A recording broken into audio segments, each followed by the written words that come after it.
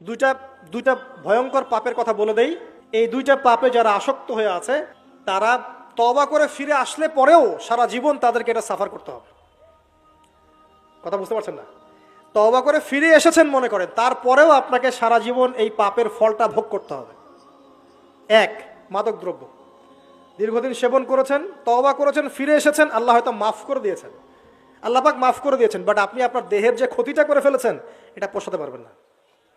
এক নাম্বার। দুই, তখন আপনি যদি বিয়ে করেন আপনি স্ত্রীকে সন্তুষ্ট করতে পারবেন না। হ্যাঁ। দুই নাম্বার হচ্ছে এই যে গোপনে যুবকরা যে পাপটা করে, মাস্টারবেশন, যেটাকে আমরা বলি হস্তমৈথুন, এই পাপ যেসব যুবকরা করছে বা করে, এবং অ্যাভেলেবেল এই পাপটা সবাই করে, কারণ এখন পর্নের যুগ, পর্ন দেখলে তো আর কোনো উপায় নাই, তখন তো এই পথেই যেতে হচ্ছে, নিজের উপরে নিজেকে জুলুম করতে হচ্ছে।